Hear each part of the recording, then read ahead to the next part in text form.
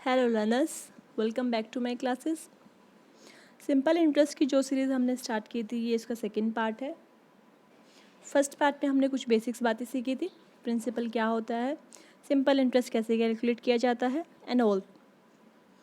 First part के and में मैंने आपको एक क्वेरी दी थी करने के लिए, just for practice yourself. I hope आपने प्रैक्टिस की होगी और आपको अपना आंसर मिल गया होगा। This was the question that I given to you in the first part. इसका आंसर है 5580। यहाँ पे मैंने आपके लिए सॉल्यूशन भी गिवन है, जिस किसी को भी प्रॉब्लम आए आप प्लीज़ इसको रेफ़र कर सकते हैं। एंड स्टिल आपको इसको रेफ़र करने के बाद भी कोई प्रॉब्लम आ रही है आप मुझे कमेंट सेक्शन में बता सकते हैं। आज के इस सेशन में हम कुछ एडवांस लेवल की बातें करेंगे, बेसिक्स टू एडवांस। अभी तक जो हमने सीखा वो सीखा मूलधन से साधारण ब्याज कैसे कैलकुलेट किया जाता है। साधारण ब्याज सिंपल इंटरेस्ट कैलकुलेट करने में जो सबसे इम्पॉर्टेंट फैक्टर होता है वो होता है रेट का। फॉर एग्जांपल यहाँ पे 5% रेट ली है हमने। परसेंटेज को अगर हम हटाएंगे तो यहाँ पे बनता है 100, 5/100। 100 रुपये मूलधन के हिसाब से हमारा साधारण ब्याज बन रहा है यहाँ पे 5 रुपये, पर ये सिर्फ 1 साल के लिए है, ईयरली है, ध्यान रहे ईयरली है, क्योंकि जो रेट होती है वो सिर्फ ईयरली ही काम करती है, वार्षिक रूप से लगती है। 100 रुपये मूलधन के हिसाब से 5 रुपये जो साधारण ब्याज सिर्फ 1 साल का है। Let's take another example, 10% rate है, परसेंटेज को हमने हटाया 100 रुपीज़, मूलधन जो है 100 रुपये हो गया। 100 रुपये मूलधन के ऊपर हमारा 10 रुपये साधारण ब्याज वार्षिक रूप से है, ईयरली जो होगा हमारा ब्याज वो हो जाएगा 10 रुपये। इसी एक्सपेरिमेंट और इसी मेथड के साथ अब हम एक क्वेश्चन करने की कोशिश करेंगे। Let's try A question for this. Here is a question, यदि किसी धन पर 3 साल के लिए 12.5% की दर से बना हुआ साधारण ब्याज, यहाँ पे हमारा टाइम है 3 साल, रेट हमें गिवन है 12.5%। 12.5 की दर से बना हुआ साधारण ब्याज मूलधन से 3500 रुपये कम है। I want your attention here, साधारण ब्याज और मूलधन के बीच का डिफरेंस 3500 रुपये है। ना ही हमें यहाँ पे साधारण ब्याज गिवन है, ना ही हमें मूलधन गिवन है, लेकिन we have the difference between simple interest and the principal, that is 3500 rupees. Then find out the principal and simple interest. तो हमें यहाँ पे मूलधन और साधारण ब्याज दोनों ही पूछे हैं, तो जो अभी तक मैंने आपको रेट को लेके बताया हम उसी के मेथड से करेंगे। So let's focus and try this. मैं आपके लिए थोड़ा सा जूम करने की कोशिश करती हूँ। I think that's fine for now. 12.5% मैंने परसेंटेज को हटाया, 100 आ गया। जो एक एक्स्ट्रा ज़ीरो यहाँ पे आई है वो है पॉइंट का, डेसिमल के बाद एक डिजिट थी। Sorry for the inconvenience. Decimal के बाद एक डिजिट थी तो एक ज़ीरो और आ गई है। फिर मैंने यहाँ पे इसको लोवेस्ट फॉर्म में लाने की कोशिश के लिए 25 से काटा, 25 पंजे 125, फिर नीचे आ जाएगा 40, फिर मैंने इसको 5 से काटा, 1/8। 1/8 से ज़्यादा मैं इसको लोवेस्ट फॉर्म में नहीं लेके जा सकती हूँ। सो 1/8 इज़ द लोवेस्ट फॉर्म। सो जो डिनोमिनेटर होता है हमारा वो होता है मूलधन का काम करता है, और जो न्यूमरेटर होता है वो हमारा सिंपल इंटरेस्ट का काम करता है।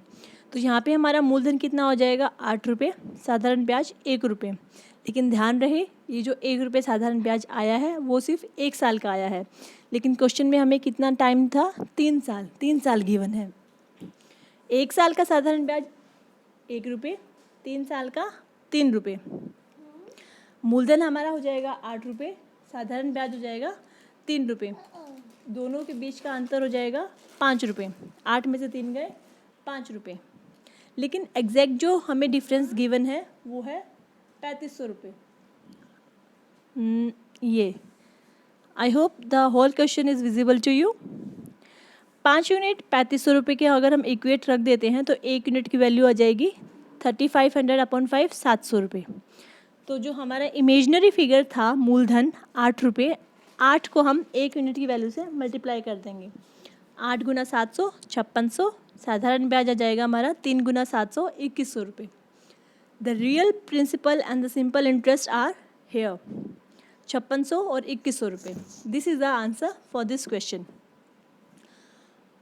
With the same method we have another question. Let's try इस मेथड को हम सीखने की कोशिश करते हैं। आपको ये मेथड सीखना ही होगा बिकॉज एग्ज़ाम में आप बेसिक मेथड से क्वेश्चन को सॉल्व करके अपना आंसर निकाल भी लेंगे बट टाइम से नहीं निकाल पाएंगे। And speed and accuracy is the demand of exam.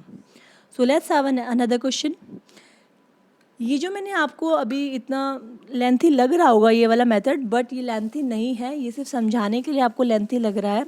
Exam hall में आपको इतना कुछ लिखने की ज़रूरत नहीं है, आप अपनी माइंड में भी सारी कैलकुलेशन कर सकते हैं। This is the second question. किसी मूलधन पर 4 साल के लिए लगा साधारण ब्याज और मूलधन के बीच में 4400 रुपये का अंतर है। 4 साल का टाइम है और दोनों के बीच का डिफरेंस जो हमें गिवन है 4400 रुपये गिवन है। यदि रेट यहाँ पे 6:2/3% है, यहाँ पे दर जो हमें गिवन है 6/2/3 गिवन है, तो मूलधन भी ज्ञात करना है और साधारण ब्याज भी कैलकुलेट करना है। Let me zoom for this. अभी मैंने आपको जूम करके दिखा दिया है ये, आई होप आपको बिल्कुल क्लियरली विजिबल हो। 6/2/3, 6 18, 18 20, 20/3 परसेंटेज को हटाया मैंने, अपॉन में 100 आ गया। इसको मैं लोवेस्ट फॉर्म में लेकर आऊँगी, 20 एकम 20, 20 पंजे 100, 1/15। द लोवेस्ट फॉर्म आ गई हमारे पास 1/15। तो जैसा कि मैंने अभी तक आपको बताया, जो डिनोमिनेटर होता है वो मूलधन का काम करता है और न्यूमरेटर होता है वो साधारण ब्याज का काम करता है। इस हिसाब से हमारा जो प्रिंसिपल है वो 15 रुपये है और साधारण ब्याज 1 रुपये। लेकिन 1 रुपया जो ब्याज है वो सिर्फ 1 साल के लिए है और क्वेश्चन में हमें जो गिवन है 4 साल का टाइम पीरियड गिवन है। सो 1 गुना 4, 4 साल, 4 साल के लिए 4 रुपये हो जाएगा। मूलधन 15 रुपये, साधारण ब्याज 4 रुपये, दोनों के बीच में अंतर कितना हो जाएगा? 11 रुपये अंतर है। लेकिन अंतर हमारे हिसाब से ये तो इमेजनरी फिगर आया है 11 रुपये अंतर, लेकिन होना कितना चाहिए एग्जैक्टली? 4400 रुपये।